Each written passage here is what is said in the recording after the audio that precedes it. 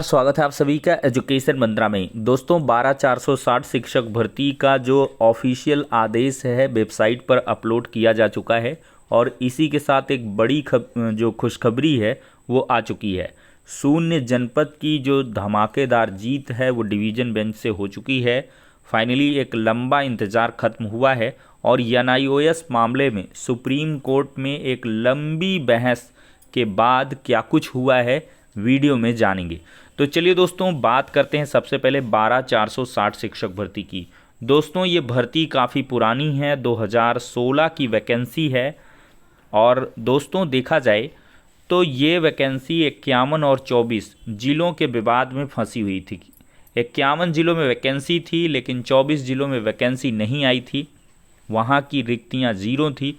तो ऐसे में शून्य जनपद के जो भी डीएलएड किए हुए, बीटीसी किए हुए, टीटी उत्तीर्ण अभ्यर्थी थे उनको किसी एक जनपद से फॉर्म अप्लाई करने की छूट दी गई थी और उनका सिलेक्शन भी हुआ था। लेकिन हाईकोर्ट की सिंगल बेंच के आदेश के अनुक्रम में शून्य जनपद के नियुक्ति पत्रों पर रोक लगा दी गई थी।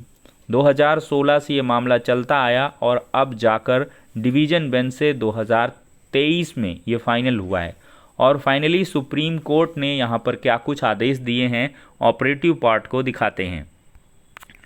तो दोस्तों यहाँ पर दिया है, in the view of what has been stated above while setting aside the impugned order dated 1/11/2018 passed by the single bench, we dispose of all the special appeal with a direction to the authorities concerned to take a decision to fill up all the post inclusive of residual 6,470 by preparing a common merit list of all the eligible assistant teacher as per NCT notification read with notification circular dated 26/12/16 in the respective district as discussed herein above within a period of 3 months from the date of production of a certified copy of this order।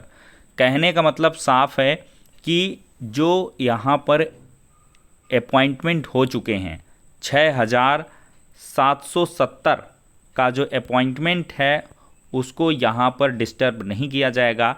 मतलब साफ है जो चयनित शिक्षक हैं वो काम करते रहेंगे और 1/11/2018 का जो सिंगल बेंच का आदेश है उसको यहाँ पर सेट असाइड किया गया है, निरस्त कर दिया गया है और सारी जो पेंडिंग स्पेशल अपील थी उनको डिस्पोज किया गया है और 3 महीने के अंदर जो सारी वैकेंसी हैं जो बाकी रह रही हैं उनको भरने के लिए कहा गया है। एक कॉमन मेरिट लिस्ट बनाई जाएगी जिसमें जो भी एलिजिबल कैंडिडेट्स हैं, चाहे वो 51 के हों चाहे 24 के हों, उनको सभी को शामिल करते हुए, और देखिए इसमें शामिल करते हुए इस वजह से एक कॉमन मेरिट लिस्ट बनाई जाएगी फिर से, क्योंकि जो वैकेंसी हो चुकी हैं, जो जॉब पा चुके हैं वो काम करते रहेंगे।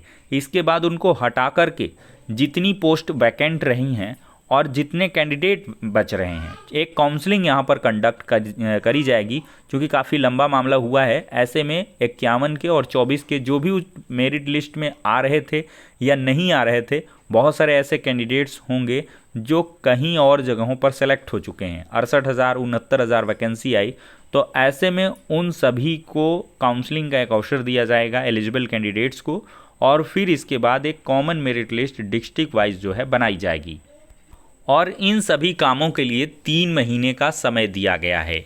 तो आज के डेट से जब सर्टिफाइड कॉपी मिलेगी तो 3 महीने के अंदर जो है इसको जो है पूरा करना होगा। तो बहुत ही बेहतरीन डिसीजन है, किसी का कोई नुकसान नहीं है और साथ ही साथ सबको यहाँ पर लाभ भी हो जाएगा।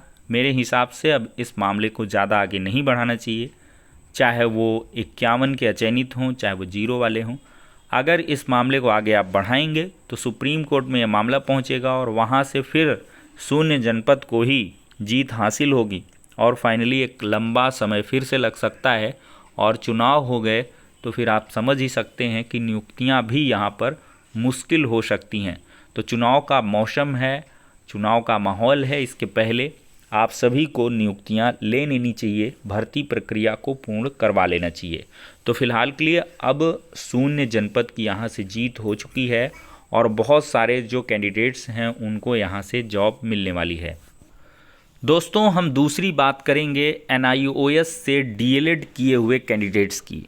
दोस्तों NIOS से जो DLED किए हैं कैंडिडेट्स, इनके खिलाफ एक पिटीशन पड़ी हुई है सुप्रीम कोर्ट में, और आज दोस्तों इस मामले में तकरीबन 2.5 घंटे की जो बहस है वो देखने के लिए मिली है। और इस बहस के बाद जज साहब ने दोनों पक्षों के जो आर्गुमेंट्स हैं उनको नोट करते हुए ऑर्डर को रिजर्व कर लिया है।